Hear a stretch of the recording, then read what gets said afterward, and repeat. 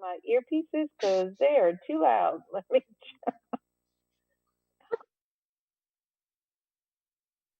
right.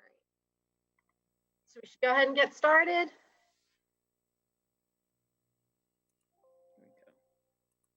Uh-oh. Okay. Hopefully that's a little bit better. Can you hear me? Mm-hmm. All right, great. All right.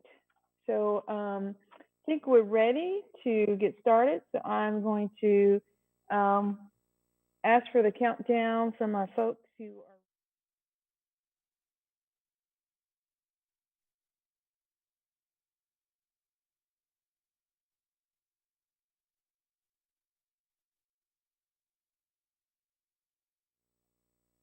Well, good evening to you all. I appreciate everyone being here this evening for the Board of Education Equity, Diversity, and Inclusion meeting.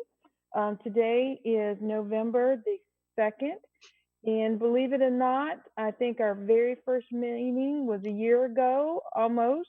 It was on November the 4th, 2019.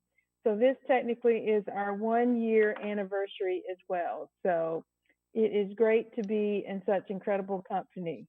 So we'll start with our welcome from our board chair, Ms. Adams. Good evening, everyone. As always, thank you to our committee members that are present with us this evening, and thank you to anyone in our community that is watching this meeting live or watching it as a replay. Just one thought I'd like everyone to consider this evening as we go into Election Tuesday is the importance of respect and kindness. And, you know, we are in a very divisive time. And at the end of the day, we are all human. We all love people. Other people love us. We all have life experiences that we bring to the table every day. And I think especially this year, we need to be kind to each other. And so whatever happens tomorrow, let's remember that we are here to work together. And as a committee, I know that we are all focused on bringing more equitable opportunities for all of our students in New Hanover County schools. And I just appreciate that push that every single person in this committee is a part of. And we're going to continue to keep working. So welcome. Thank you for that, Ms. Adams. Up next on our agenda, we have announcements from just committee members. So anyone who has an announcement they'd like to share.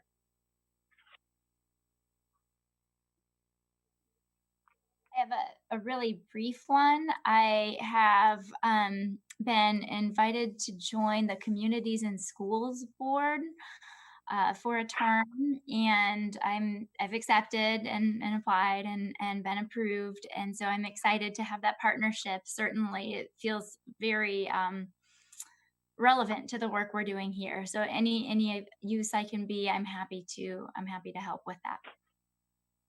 Well, congratulations on that, and thank you for sharing. Yep, thank you. Any other announcements?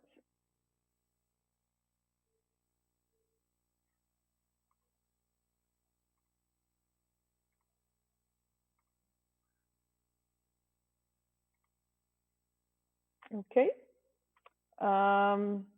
If not, then we will move to our presentations. And so we have 2 presentations scheduled for this evening, but unfortunately, Ms. Estep is not going to be able to be in attendance. So we're going to take and move her presentation to a later agenda meeting. So we have up next, Ms. Lamb. So Sean, NC Equity Summit. Excellent, thank you. Yeah, so let me see if I can share my screen. Okay. So yeah, I would like to present today. I attended several conferences over the summer in July, including National Down Syndrome Congress, the North Carolina Equity Summit, and then a webinar that was actually a little mini book club on inclusive education. And I thought that they were all very interesting, and I was trying to find a way to share that work with the rest of the committee. And so I thought I'd pull together a quick presentation for those three topics, but they're really the same topic. So can you guys see my screen? Not yet. Not yet. Okay. All right. Let me see. Okay.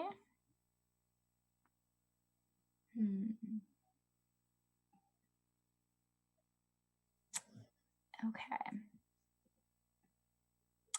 Any luck? Not yet. You need to be given permission.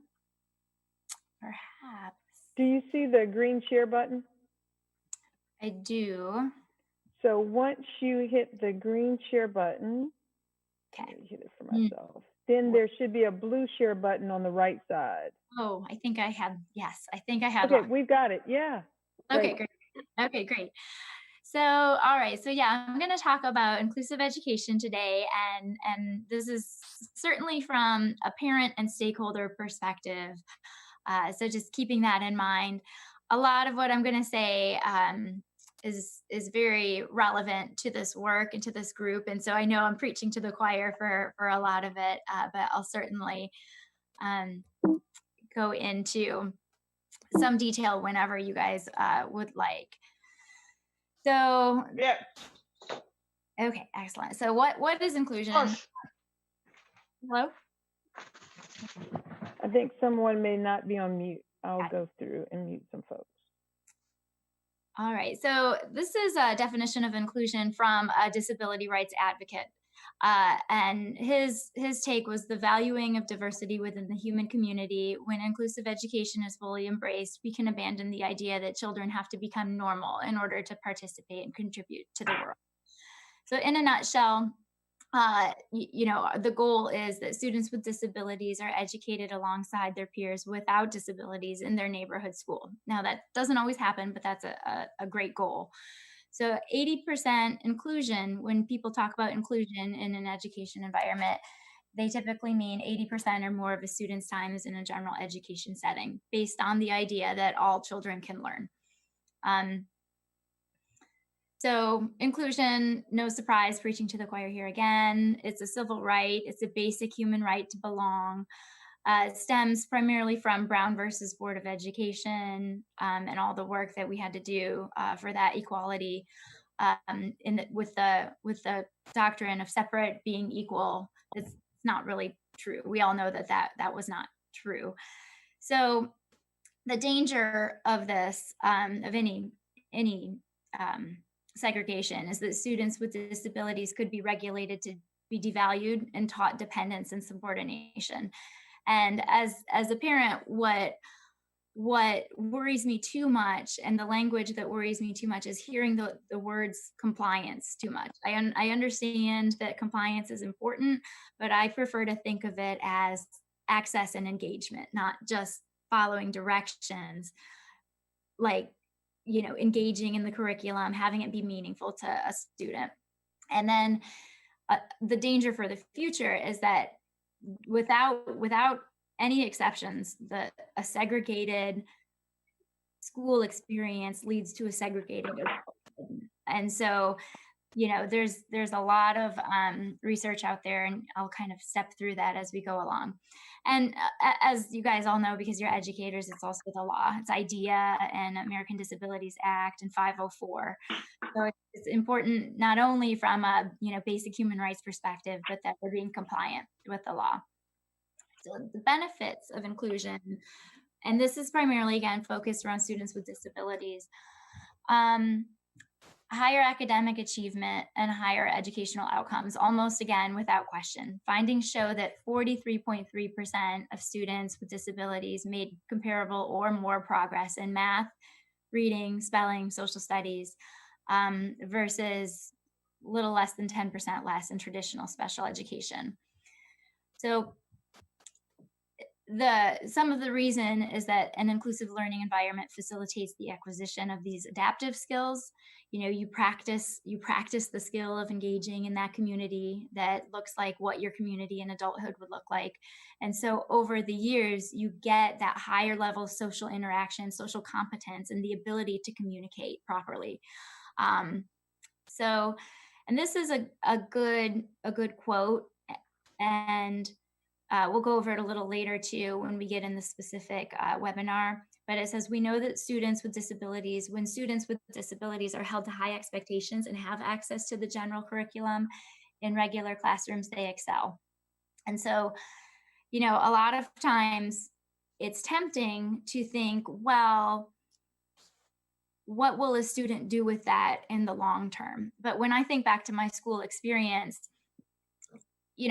my academic progress was certainly an important part of it, but also marching band was an important part, French class. I don't speak much French, but it was still an important part, right? Chemistry experiments.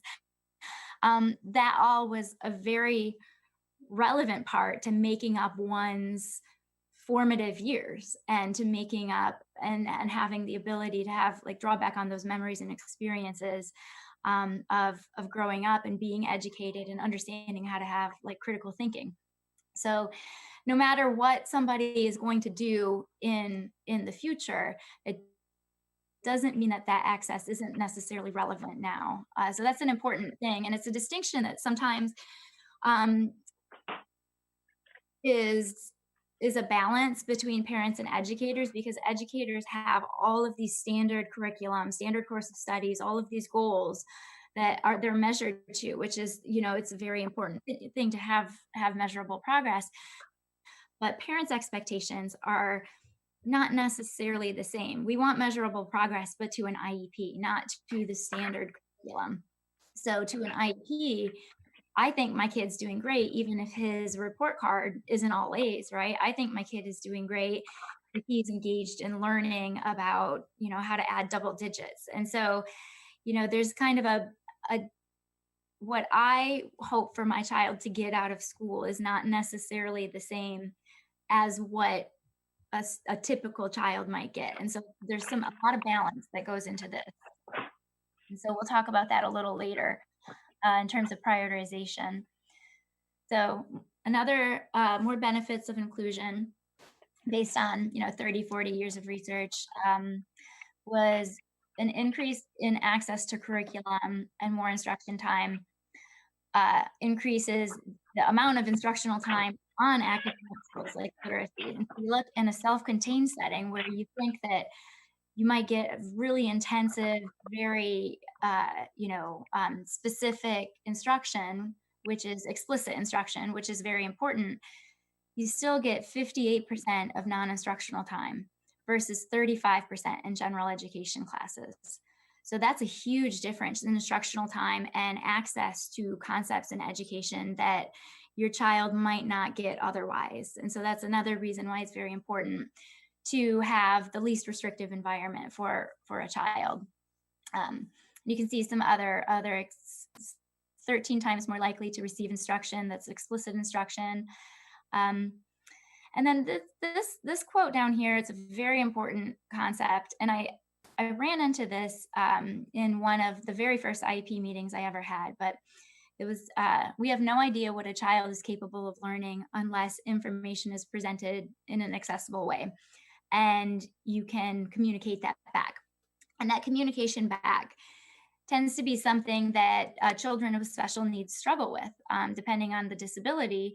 My son has both fine motor skills and speech impairment, right? So how does he echo that understanding back? And I, in an IEP meeting very early on, I think it was his transition meeting, we had an example, and I was demonstrating understanding. Like at that point, he knew all of his letters, he knew how to count, he knew basic preschool concepts because he had this wonderful preschool experience. And I was explaining one of the preschool concepts that he had learned about water and how when it gets cold, it freezes, and when it gets hot, it boils. And he learned this from a song. So, that's a way to make that curriculum accessible to him. And I was asked, well, did he really know it, or was he just singing along with the song? And it's not a bad question, but it's a kind of dangerous assumption to assume a child doesn't know something just because they might not because what happens if they do? So I happened to have the answer to that because I had seen him get ice and talk about like how the water was going to melt. And so like, I talked about that, but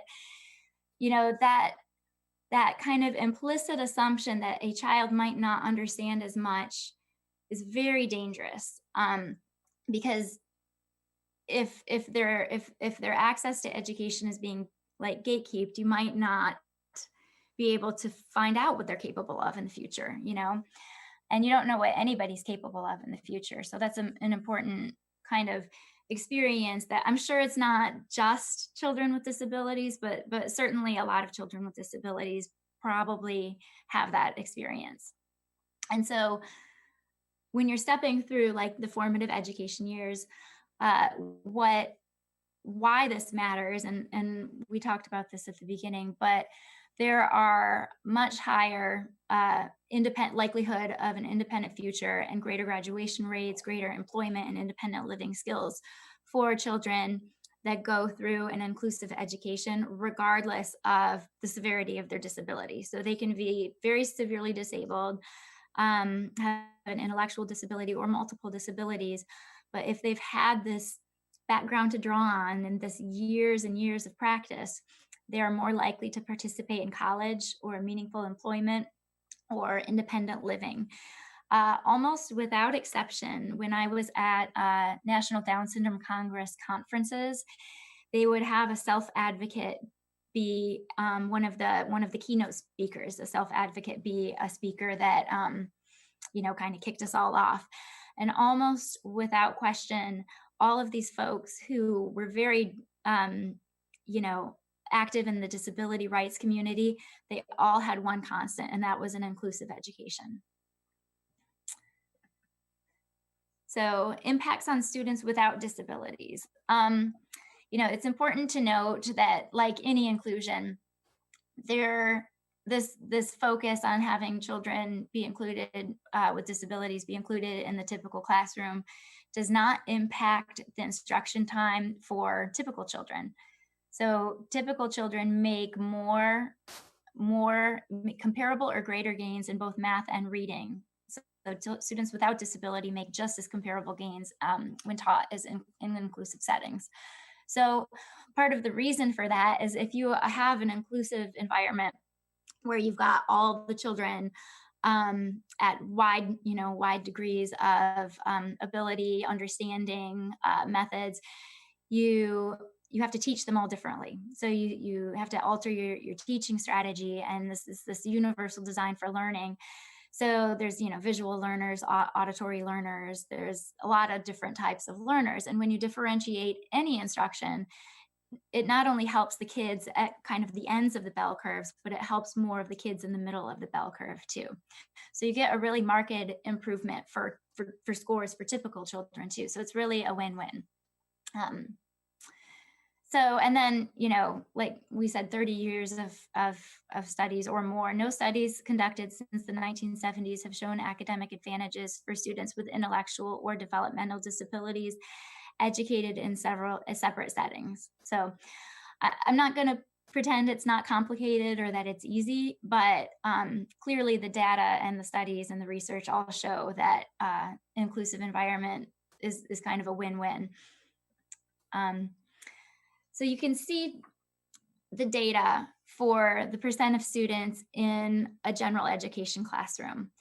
And then this is kind of broken down based on type of disability. So you've got speech language impairment, a specific learning disability like dyslexia, something like autism, intellectual disability, which is probably what Down syndrome would fall into, and then multiple disabilities, which is, maybe more medically complex. So, as the speech and or fine motor skills get more difficult for a child, you can see that child is more likely to not be in an inclusive environment. Only 12% of kids with intellectual disabilities are in general education for 80% or more of the day, and only 9% with multiple disabilities. So you can see we can improve probably on those numbers. And And as far as don't we already do inclusion, we do in a lot of ways. We do, I think, a very good job, and we'll step through some ways we can kind of build on that in the next few slides. But there's a lot of examples of separate classroom, regional programs, just separate environments in general. And these are the statistics that I just shared. Intellectual disabilities, 12%, multiple disabilities, less than 10%, autism, about 40%. So overall, less ability to kind of speak and relay that knowledge, the more likely one is to be able, like, to be pulled out. So potential challenges of inclusion. Like I said, I'm not going to pretend they're not significant. If the current model is set up already, it's hard to shift from that model to a new model. It's not easy when the structure is already there. It does include a change in the way of thinking, and in some cases, a change in school culture. I think some school cultures probably do a great job, and some school cultures, may have to learn. And so you really need this educator and administration support to make this balance work. And I heard the statistic multiple times at the National Down Syndrome Conference, and I think I shared it with the committee before. But the number one predictor of whether a student with disability is included in general education is not the student's IQ, is not the student's socioeconomic status, it's not race or ethnicity, or even the severity of disability. The number one predictor is if the administration is supportive of it. So it really does require kind of that cultural buy-in for an inclusive environment. And budgetary concerns, a lot of times, like, special education is expensive. It's historically completely underfunded from the federal idea, what their funding was supposed to be. So I do understand that. But the research indicates that when done correctly, it's actually no more of an increase in cost than a regional or separate model. But with recognition that this takes baby steps to get to, right? So that's all good news. And the good news is that even the potential challenges are able to be kind of addressed and overcome. So that was a lot of the National Down Syndrome Congress conference content. I'm going to move on a little bit to the book club content with Paula Kluth. But before I move on, are there any questions? I just have a simple question, Sean. The conference that you attended, who was the audience? Was it meant for families, or was it educators, or who's the typical participant?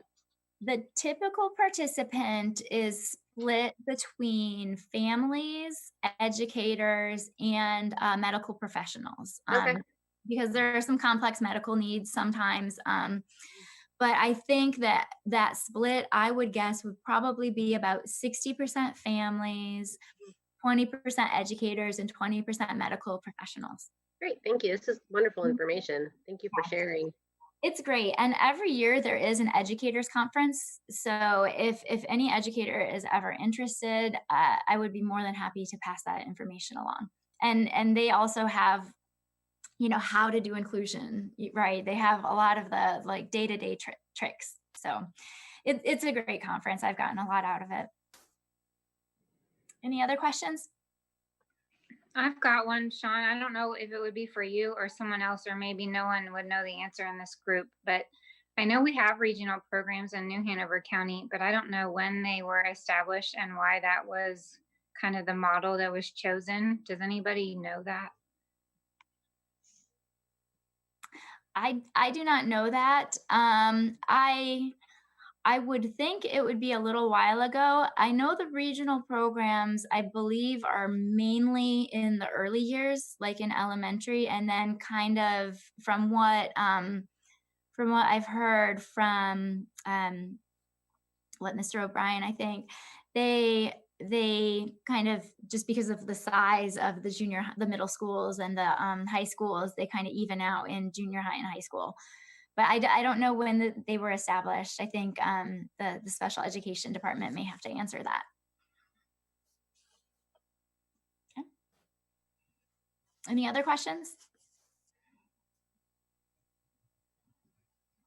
Okay, moving on. So the next part that I'm going to go over is from a book that I really liked because, like I said, I think that in a lot of ways, New Hanover County does do a really good job with inclusion, but there's like the work is never done, right? There's always improvements we can make. And, you know, there is a regional program. And so that's not necessarily fully inclusive either. And so there are perhaps, you know, considerations and improvements you can make. So this book they had a little webinar that was a book club is called Don't We Already Do Inclusion? And it has like tips at different levels for how to kind of build on what you have, the programs that you have, and how to work through, you know, just different ideas and improvements for all students. So I'm gonna, Paula Kluth is one of the authors. She is the author for this, and she's authored several other books. You can see she's very large in the disability community for inclusion for students with all disabilities. I think her background is mostly in autism. But she does a lot of, you know, modifications, accommodations, how to differentiate instruction, a lot of that sort of consulting.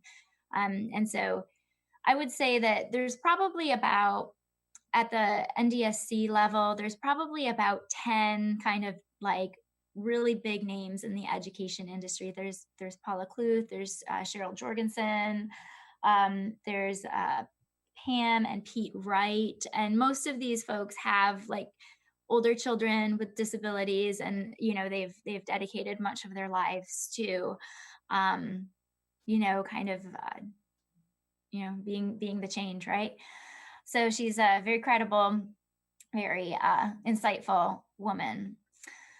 So Don't We Already Do Inclusion? It breaks it up. This book breaks it up into like, there's about 100 like ideas, and they break it up into classroom ideas, school ideas, district level ideas, and community level ideas. And so we'll go through the first 3, but then the 4th one a little more quickly probably, but the first 3 are pretty relevant. And I'll give just some examples.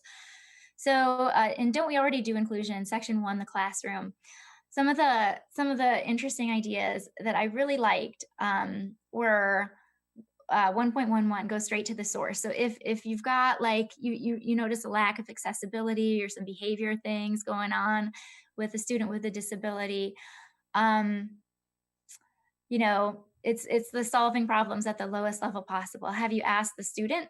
Have you asked the parent? And a lot of times, like the buy-in you can get and the amount of support you can get from the student and the parent, you know, the student's the one that may be having a behavior, right? And so if you ask him, you know, if you ask Henry, what do you want? And he says, oh, I want to watch TV. Well, you know your answer. You know, you might not be able to do a lot with it, but you might say, well, you can watch TV if you do this worksheet, right? And so it's like that actual like having a conversation with the student. But as a parent, like one of the most like memorable things that I had happen that was so great was I had just been through a very painful year, and we had gotten transferred to a new school, and I was meeting the new teacher, and she was like, oh, I was looking up some books that I might be able to help. Do you have any ideas? And I was just like, oh my gosh, you care about my input? I was thrilled, right? And I was like, I like this lady, you know, she cares, and she recognizes that I probably read everything under the sun, right? So it's such a good way to like kind of get some of the guesswork out. And it really goes back to building that community. And even in a situation that was rough to begin with, it enabled kind of an opening to start building that community with her. And so it was great. And one other example was this, try teaching French. So I talked about French earlier, and I know a few words, right? Not many, but I took 2 years of French in high school. So there was this young lady in high school. She had her older sister as a role model. And her older sister took French. And when she got to high school, she wanted to take French too.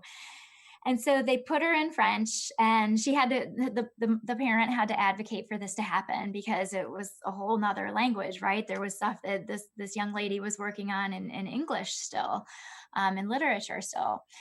And so there was a lot of anxiousness, and it was at an advanced level. So they were speaking French literally all the time.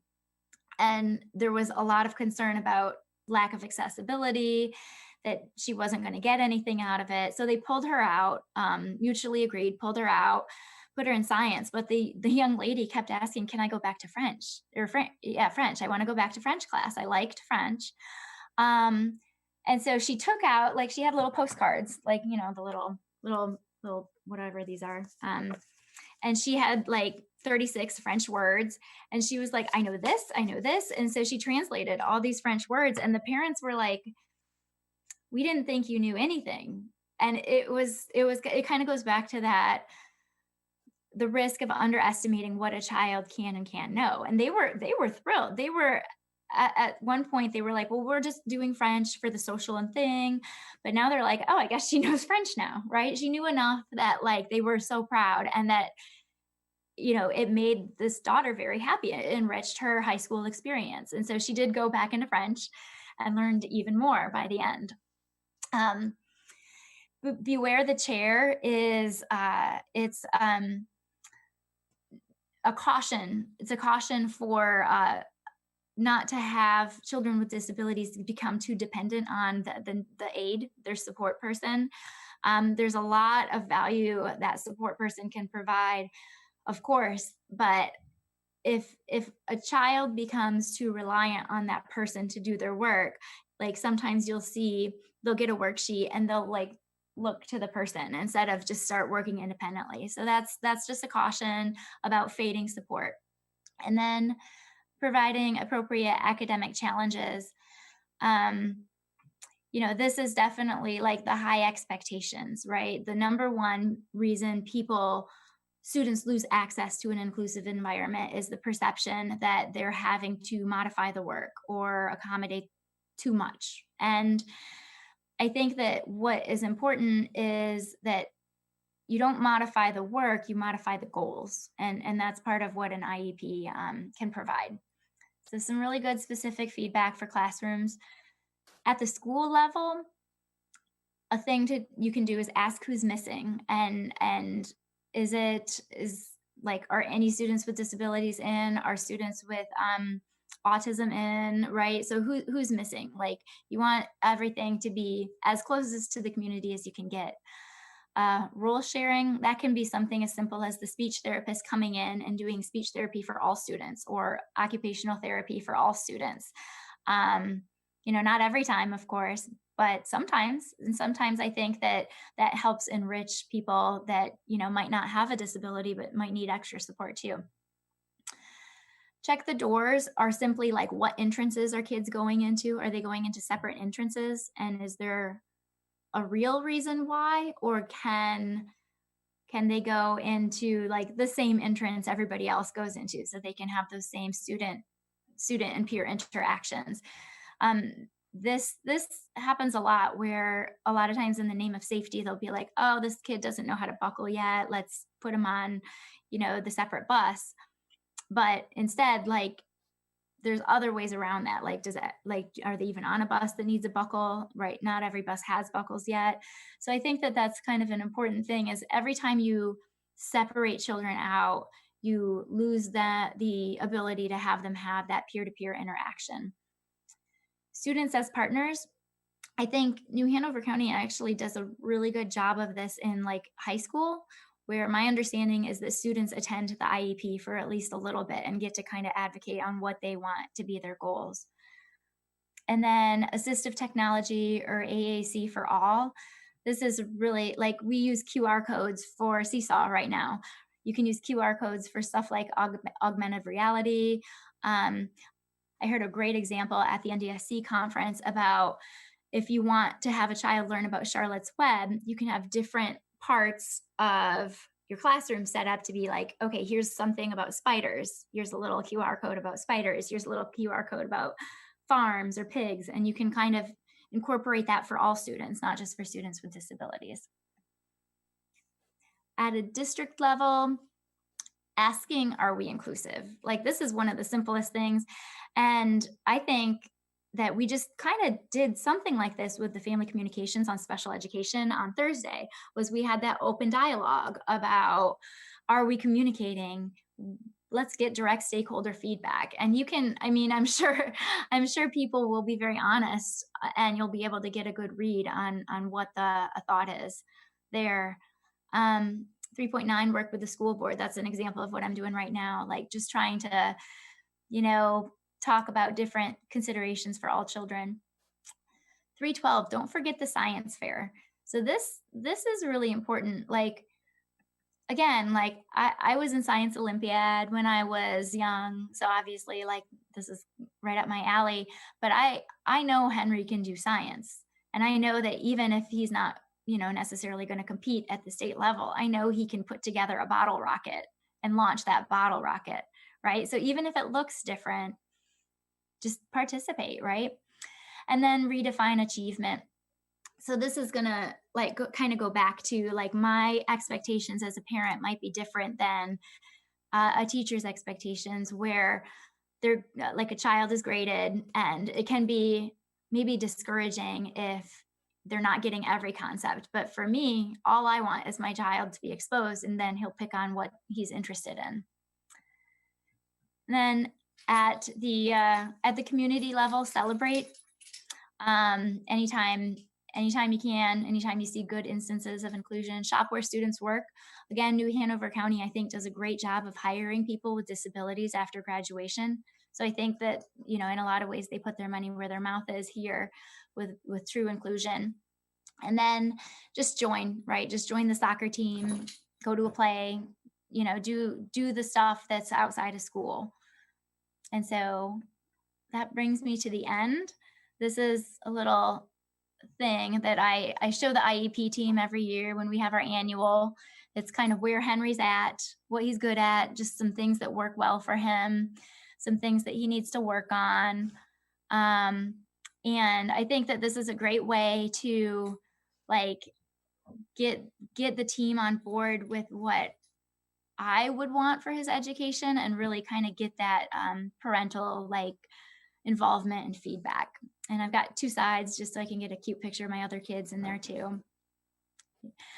And so I've got resources here that came with the book. This is one of the resources from the book that is, hey, take 3 to 5 ideas as a district or a school improvement team and see what you can do. I'm more than happy to maybe move forward with that work in the upcoming months. Tools for teachers, which of course you guys know a lot of this already. And then resources. This is a really interesting special education report on the state of special education ideas with IDEA. And this was in 2018. And it basically goes through a lot of the history, not on the specific school, but a lot of the history on why special education isn't fully inclusive everywhere, and why, parents still 40 years later are still kind of working for solutions. And then just some other resources, websites, and books that could be helpful. So that's all I have. Sorry, I went a little bit over, but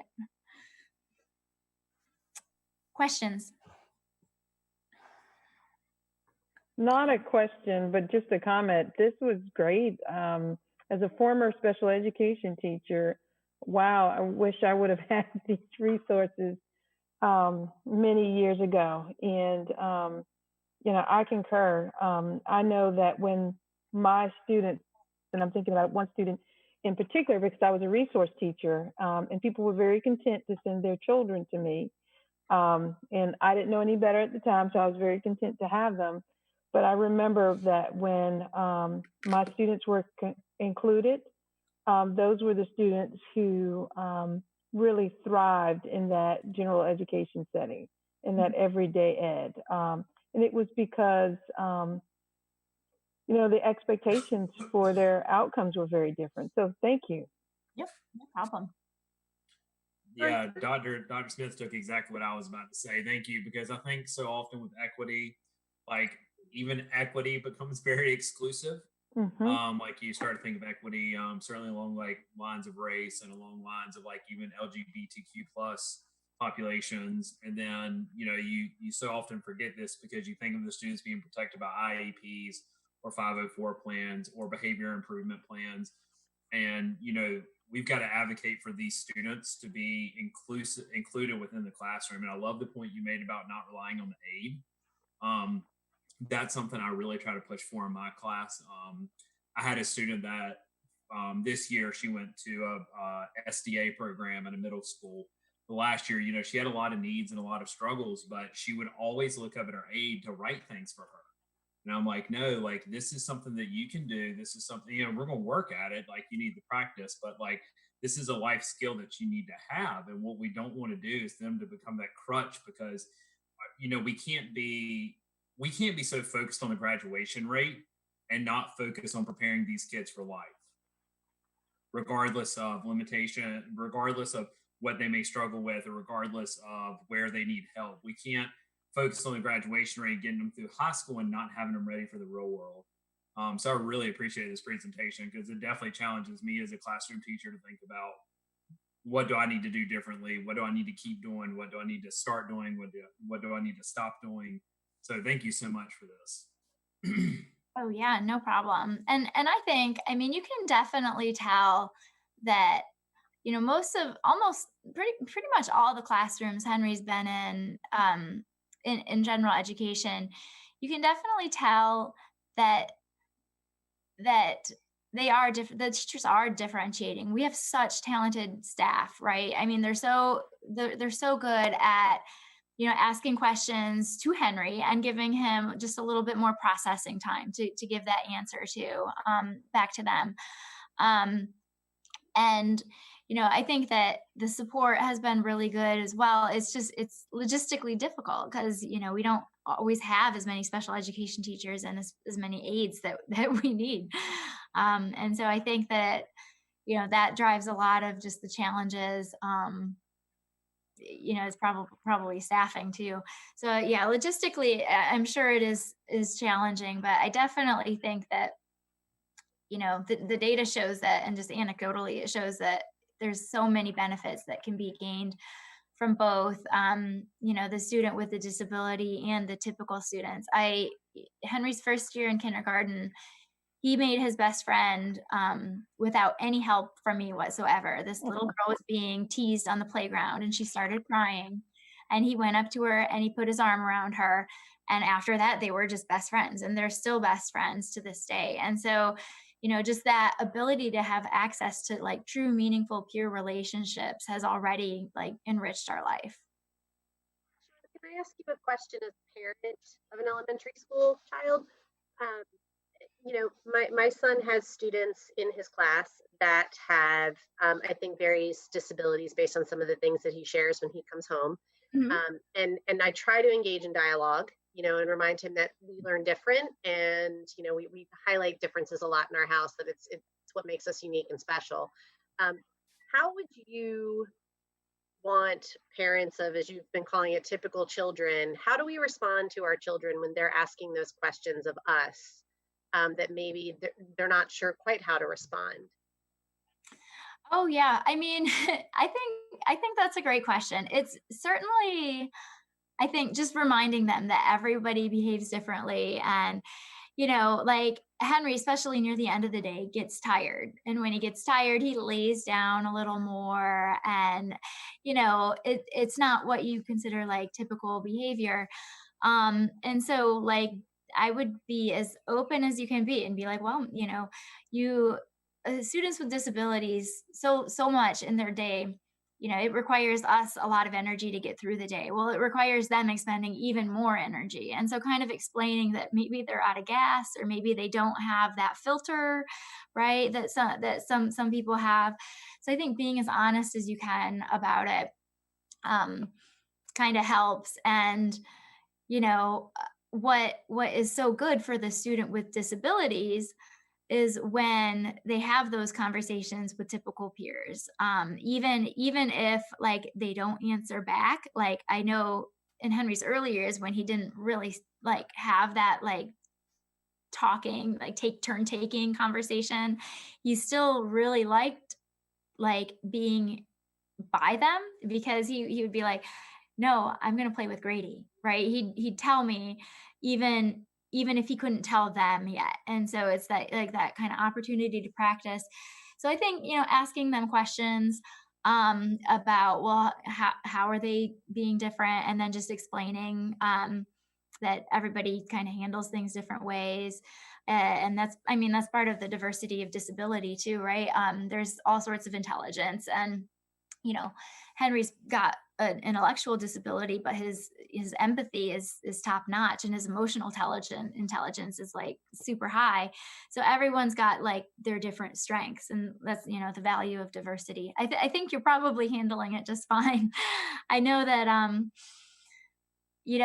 the parents that I've appreciated most have been the parents that have been like, oh, just so you know, here's my phone number, play date anytime, right? It's just they've opened it up because they understand that, maybe I don't, Henry doesn't tell me who his best friends are. I have to find that out from like the adults in the room.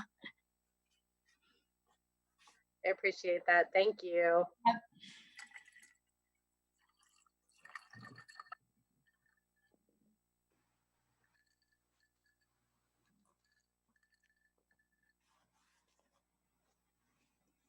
Ma'am, I'm gonna jump off, but I did want to be here for this because I knew you were presenting, and I do want to say thank you. I really appreciate what you shared with us. You did an amazing job.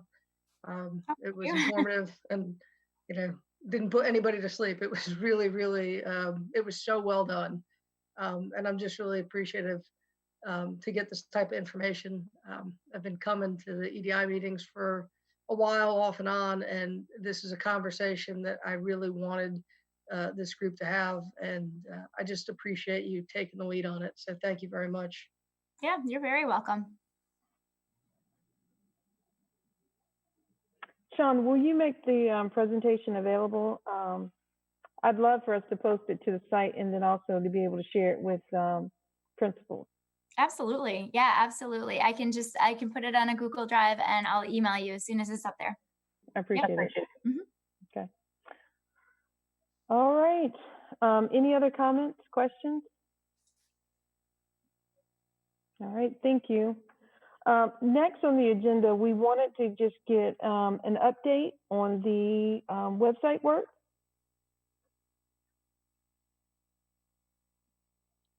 Hi guys, so we've made some big progress on the website for EDI, and I'm gonna go ahead and share my screen so everyone can see where we're at, and you guys can all give me your suggestions on where you would like us to go and what you would like to add. First off, I just want to take you to the main website so you can see how you're able to access the EDI web page. Can everyone see my screen? I can't see you, so if you're not in, yes. someone. Oh, yes. Yes, all right. So first place to access it is if you go to the About Us. Under About Us, we have the Equity, Diversity, and Inclusion Committee. Just Equity, Diversity, and Inclusion. And that will take you straight to our website. Second way to access this page is if you go to Divisions and just click on Divisions. We have this great directory now. So if you scroll down to E, there it is as well, Equity, Diversity, and Inclusion. So this page has turned into, it kind of morphed into something else. I know we originally talked about it being the page for the Equity, Diversity, and Inclusion Committee, but because we also have the work of the work group, it is its own separate standing page now for just strict for equity, diversity, and inclusion. So to the left of the page over here, you're going to see basically just a bit of our mission and vision for the Equity Committee. Within the text, you'll see that our mission statement has been intertwined in there.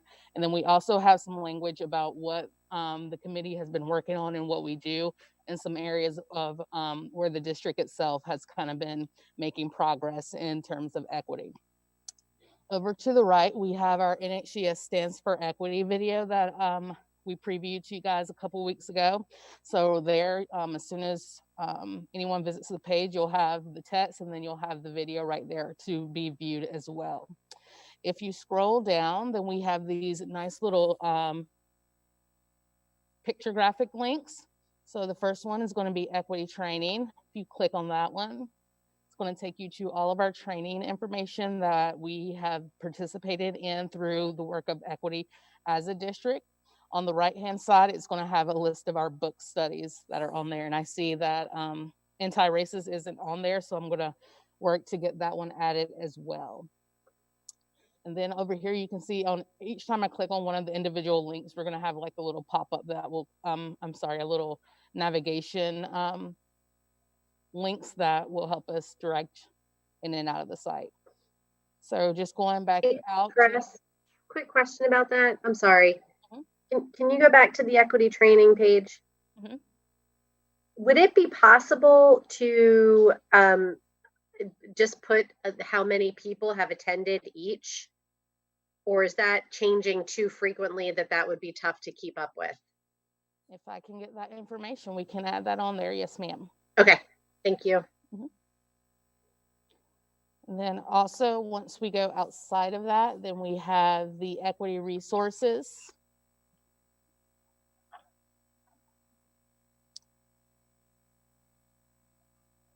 Computer's a little slow. And so this is going to link to that equity and literacy PowerPoint that Casey shared with us, and that is in that equity drive that we all have access to. So this will just pull up, and that will provide all of the literacy and resource information that we want people to kind of know about as they are looking to be more involved and more literate in the work of equity. Outside of that page, we will now go to the equity work group, and I'm just going to click on these instead of popping back out. And this is where you're going to have all of your members as well as their bios. Thank you to everyone who sent those bios. If you have not, as a member of the Equity, Diversity, and Inclusion Committee, please go ahead and send me your bios, and I can get those added into there now. The same thing is going to be seen on the Equity Board Committee. You're going to have the bios. It also has a link to our agenda and minutes, as well as to the EDI SMART goals that Rachel Guerrier helped to keep up with, helped to create for us. So that way, members of the community and other educators can kind of go in and see what our SMART goals are, what the action steps we are taking from these are, and the person of contact for each of these as well. Oops, sorry.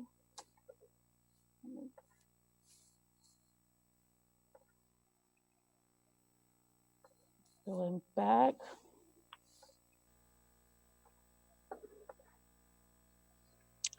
We will also be working to build out the Title IX page as well. So to kind of work in the same manner that we've created all of the information and the ease of finding our resources for equity, we will be building that out to find that same information for Title IX as well. And then the final page we have is our equity FAQs. Thank you so much, Karen, if you're on tonight, for compiling those FAQs for me and sending them my way. So it's just going to be an accordion style FAQs where the questions are listed and anyone just needs to click on the question and then the answer will pull down from it. So that is our equity, diversity, and inclusion page for the district. Thoughts, comments, input? I think it looks great. I know a lot of work went into that. Thank you. I think it's fantastic for the community to be able to have access to the work that's been going on for the past year and to see that. So thank you, Chris and Jennifer and communications and everyone that's been a part of that. Hey, one thing about that resources, those slides, I noticed it said like copy of. so I'm looking in the drive right now, and there's the short list of anti-oppressive resources, and then there's a copy of. So I don't know if it matters, but we might want to delete one or the other. And then the other thing about that is that the resources are still like a draft. So I don't know if everyone on our committee or on the work group have seen that, because there's definitely some blank areas. I only filled in some areas that I was more informed about. So I don't know if it'd be worth sharing back out to others, especially in light of like Sean's presentation tonight, for example. Probably lots of resources in regard to supporting students with disabilities, but just pointing that out for everyone. And it looks awesome overall. Thank you.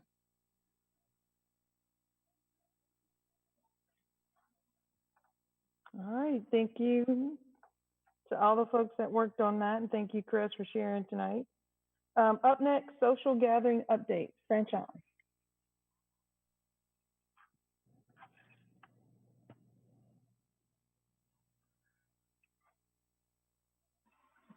Oh, sorry, I'm trying to take myself off mute and drive at the same time. So I think I met with Dr. Smith, and it's going to be interesting trying to figure out how to schedule for people, not schedule, but just facilitate for people being in person and people being virtual. So to that end, we just need people to RSVP and let us know if you're coming virtually or in person. Either one is totally fine. We just need to know so that we can plan accordingly. If you are coming in person, it will be at the Board of Education where we originally had our meeting way back when this adventure first started. And that's pretty much it. If you come in person, we're going to have some snacks. We are going to do, I've already picked one activity that's, I'm not good for it. I already picked one activity, but I need to pick a lighter activity. I just have to warn you all, I am a therapist for a living. Like, I just can't help myself. So we are going to have fun and do some icebreaker, kind of just get to know each other and not be so serious for a minute. And then we also are just going to have one activity that I think is just really important and also fun. So yeah, so that's it. That's all I have. I just need to know how people are coming so that we can plan. And that invitation should either go out tonight or tomorrow. And will they have an option of like how they respond, or is it just yes or no? So what I'm going to do is attach a survey to it. And so in that survey, they need to indicate their attendance. Okay. Yeah, if everyone could just please complete that, that would be awesome. And then obviously I know things happen, so if you change your mind or end up coming a different way, whatever, we don't really care. It would just help me plan. Mm-hmm. All right. Thank you, ma'am. I appreciate it. Up next, application update. The applications are coming in. They close on the 9th. I've been very impressed with the folks that have applied thus far. I wish I could get off the committee because it's going to be too hard to choose. I don't know how I find myself in these very difficult places. I've got biases, but I've got biases toward more than 5 people who have applied, so that doesn't help anybody. But I'm just really impressed with the people who want to be a part of this work. So I'm really looking forward to that. And it closes on the 9th, and then I'll make copies of the resumes, print out the applications, create one large PDF, and then send them to the selection committee. Hey, Dr. Smith. Yes. Is the resume optional, or is it required? No, the resume is optional, and I forget the exact question. It is, I think, more or less like share a resume or share something you would want us to know about you or something like that. But a resume is not required. Okay, because that may be just one update on the application, because I looked at it today. Hold on, and it gives your address or your email. And so it doesn't say that is an optional. Yeah, it just says please email your resume to Dr. LaShawn Smith. So we may want to edit that up because I know that we talked about that we didn't want that to be a disqualifying factor.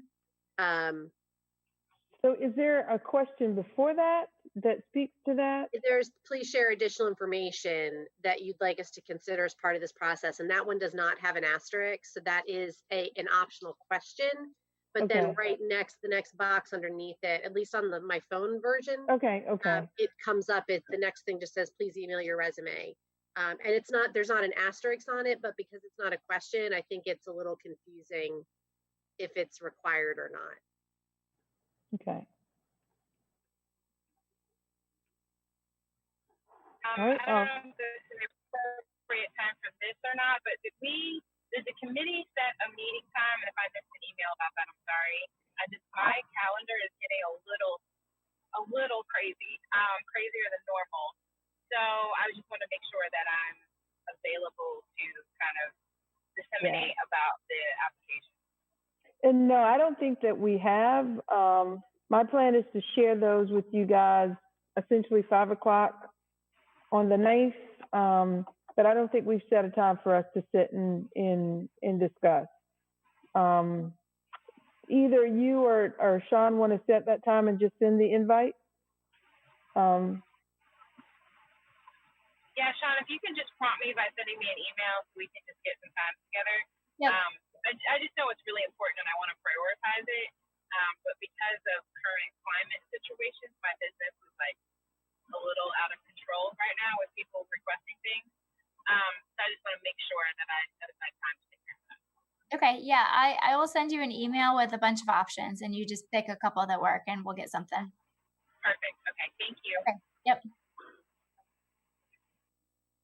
All right, and then if nothing else about the application, next up we've got board presentation update, Chris and Jennifer. Can y'all hear me okay? Mm-hmm. Okay. So Chris, I need to get with you. I'll send you an email tonight so we can find a time to work on that. Is the meeting on the 10th? Actually, it is. Oh, I'm sorry. Go ahead, Chris. Jennifer, I emailed it to you earlier today. I'm going to share my screen again. Okay. Pull this up. And while she's doing that, question for you, Ms. Adams. We're just going to do this as a part of the committee update, so it doesn't have to be an additional agenda item. But Caress, if you will share it with me, I can add it to Assembly. Okay. Yeah. At Dr. Smith, we've got agenda review this week, and there's multiple board committees presenting. So we'll figure out what that order is. Okay. So I'm gonna get that to you. All right. Can everyone see the screen? So this is just kind of a short 10-slide presentation on the Equity, Diversity, and Inclusion Committee, and I was able to kind of just pull some photos that we had recently done, as well as just kind of pull from the information that I had been working with on the website, so it wasn't too hard to put together. Just going to scroll through real quick. So starting off, we have the who are we, and the mission and vision of the Equity, Diversity, and Inclusion Committee. The Equity, Diversity, and Inclusion Board Committee is a committee comprised of district educators and community members who are focused on policy and procedures, establishing SMART goals, and engaging with the community.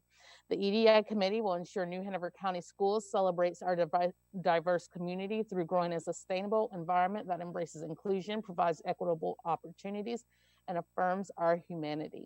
The EDI Committee works in collaboration with the Equity Work Group to ensure that NHCS is providing equitable and inclusive culture to all students and staff.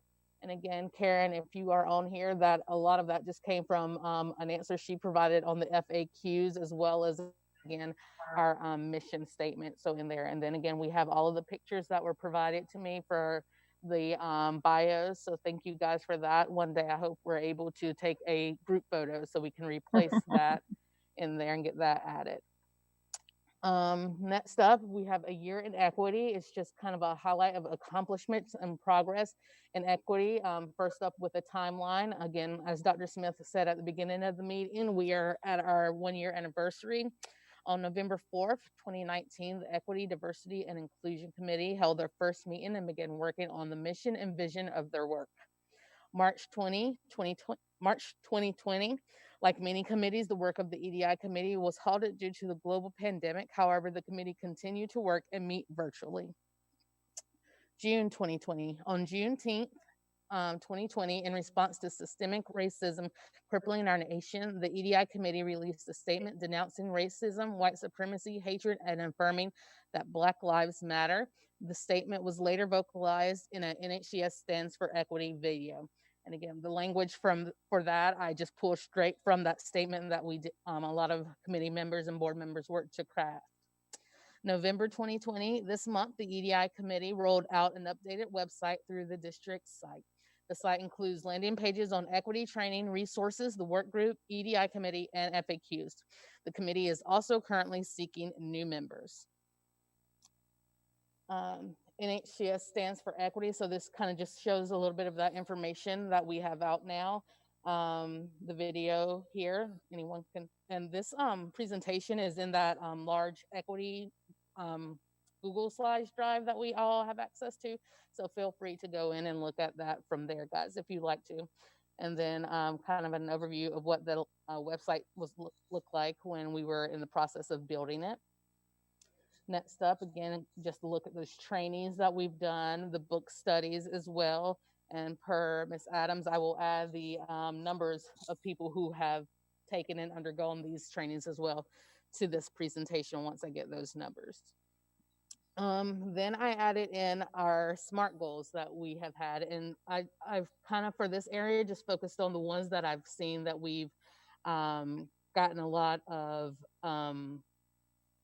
progress in. So for communication, we looked at identifying effective and ineffective strategies for community or family engagement, planning for marketing and public relations.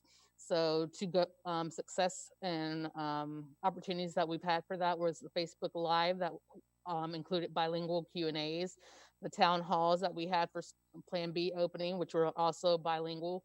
We have just recently added the SMS text option to our Connect 5 to reach more of our families who we saw that a lot of families were ignoring phone calls. They're not had full voicemails, so couldn't receive some of our Connect 5 calls. So now we've added that SMS text option to help us to reach more of our families. We have contracted the translator through the communications division. We have a partnership with the Latino Alliance, and we are also working with the utilization of radio broadcast when communicating information.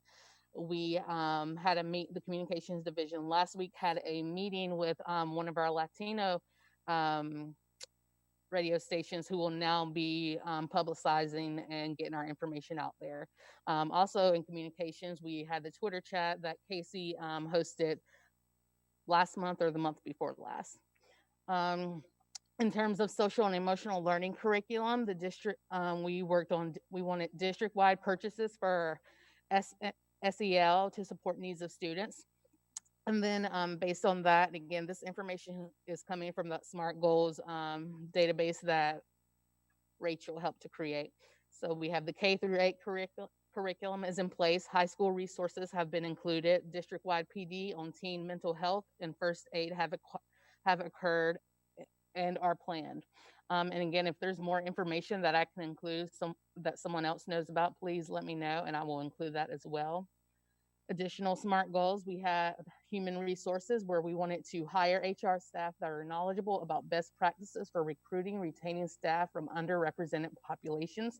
And what we now have is a new assistant superintendent of human resources was approved at our last board meeting, and that the start date that I'm not unsure about, but we'll get clarification for before the finalization of this meeting.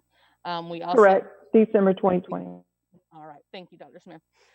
We also one of our SMART goals was recruitment and retention. So we wanted to recruit and retain more educators of colors. To that effect, we are working to further promote the TA to teacher pathway. We have a podcast where I'm trying to think of Andrea Rains' official title. Beginning teacher specialist, among other things, is what it was. But she hosted the most recent podcast that we have with two of our actual TAs who use this program, Ms. Harper at Trask and Natasha Miller at Sunset Park were both part of that. So they talked about the TA to teacher pathway on the podcast. So again, just getting more of that information out and promoting it and letting people in the district they are aware about it. We also had the board scholarships for future teachers, and I don't know if you guys have forgotten in such short time. It seems like a lifetime ago, but we did have two students of color who won that board scholarships for board scholarship this past year. So as we're looking at doing future promotional videos for the 2021, keeping that on the radar and making sure we're promoting that and making as many students aware as possible. And Miss Adams last year went into actual schools promoting this. So kind of building on that momentum that we had from what she created and pushing that forward. We also had the survey of our survey for current educators of color. I'd like to follow up with HR to see if there was any feedback that they want to give on that I can include. We're actually going to have mentors that we're going to be paying, and I don't know if they're using the term diversity or if they're using equity, but we are going to be paying mentors to support teachers of color. Awesome. So I will add that in as well. So that is great. Thank you, Dr. Smith, for sharing. Yes. Next up from the SMART goals, we have the student voice was one of our SMART goals. And what we wanted to do was include student leaders in the work of the EDI committee and equity work group. So from that, we have student equity work groups at New Hanover High School and at Ashley. Those students were featured on the September-October episode of Diversity Matters. I'm looking to also get some of those different members to feature them on our podcast in a month or two as well. We've also discussed within our committee the student representation on board committees. And then additionally was the workflow. I know there was a lot of confusion in the beginning on who does what's the purpose of the EDI committee and what's the purpose of the work group. So I have listed that workflow that me, Rachel, and Tyler worked on as well, to kind of highlight and show what the purpose of each group is and what are the roles and responsibilities. So then we will be talking about what comes next. And again, we have, I think, had some small wins in some of these areas, but I think when I was looking over the SMART goals, they were kind of like the 4 target areas that we were either starting to talk about last month or we're really trying to build on inquiring that data. So we have the looking at equitable discipline practices for students. And again, using the data from last year may have been a little difficult with COVID, and then the same goes for right now as we have so many students utilizing remote learning and the Plan B option that we're in. Also looking at equitable board policies, and I know we will be taking a look at that as the policy is being updated now. Equitable Head Start and pre-K program assignments was an area we are starting to look at, and I know Rachel again put together some information for us to kind of build and start working fully on. And then the equitable enrollment in specialty programs and choice schools as well. So questions? Oh, it looks great. I appreciate it. I think this will be extremely informative for the board. Just a comment, this looks fantastic. I think you should present this at a conference. This looks great. All right. But if I could get everyone to kind of go over, I have myself forget some of the grammatical errors at times. So if everyone would take a look at it, let me know if you see any changes, any edits, or if we want me to add anything on there. That way I can get it to Dr. Smith and she can put it in Assembly. And for Assembly, it's due tomorrow about 12 o'clock. So if I can get a little bit before that, that would be great. Yes. That'd All be right. great. Everything. Which that then takes us to our, I'm sorry. Yeah, no, I just, the annual report's going to be really easy. If that's going to be the jumping off point for just the board committee update. So thank you. That was awesome, Chris. Yes. Great. Yes, which that is a great segue to the last item that's kind of on our agenda, which is the report to the board. And had a little discussion when we were working on the agenda development, and the discussion was around maybe assigning this board report, which would be February, March timeline, to the academic subcommittee, because I know so much work is coming out of our cultural subcommittee, the one that's focusing on culture and community. A lot of movement, a lot of actions happening there. And then because we were so connected to policy with our academics, and we've not seen as much movement there, you know, as you mentioned, Caress, in terms of the not having the data from last year, and then also the policy work is forthcoming. Just thoughts about doing that board assignment, the report to the board being assigned to that specific subcommittee. So thoughts around that. And the irony did not just escape me that Caress is actually on that subcommittee. Strategic, Dr. Smith. So that would be Al, Andy, Caress, Jennifer, Rachel, Sean, Miss Adams, and then Julie Varnum.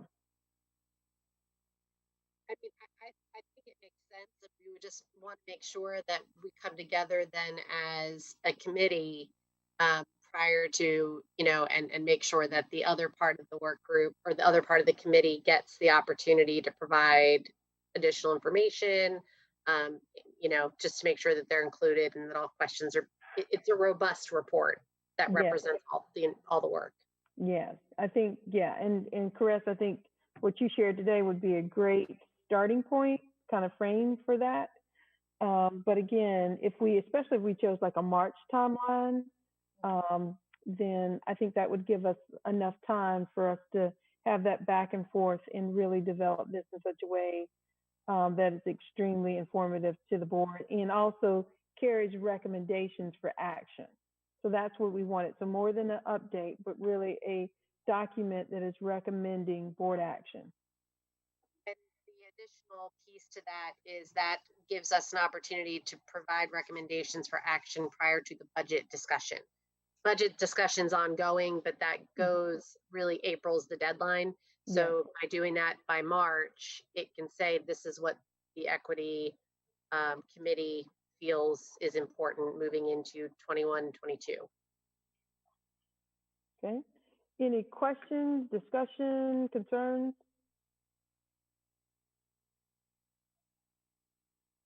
I think that makes a lot of sense. You know, I think certainly Caress has done a phenomenal job as a starting point for that report.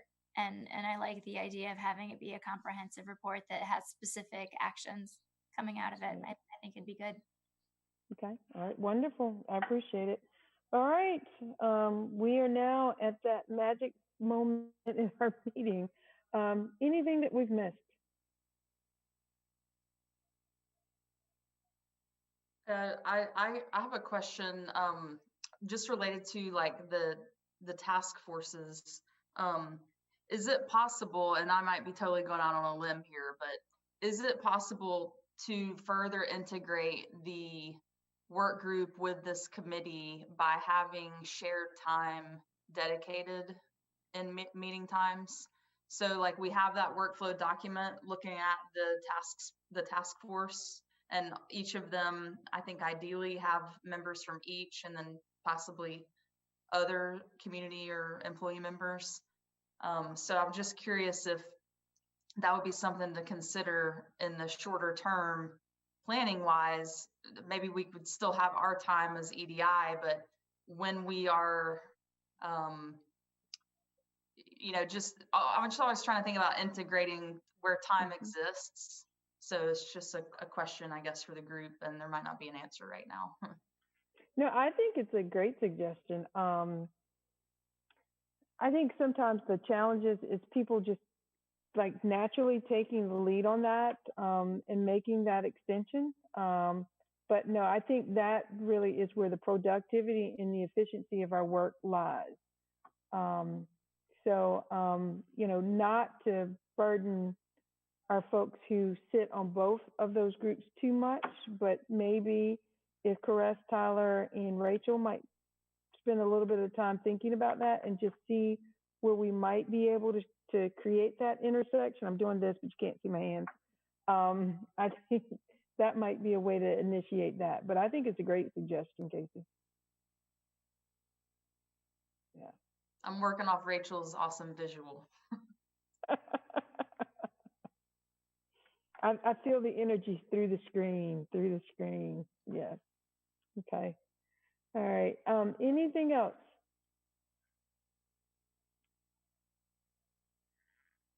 All right. If not, then we don't have Ms. East up here to close, so I will offer our closing to anyone. How about that?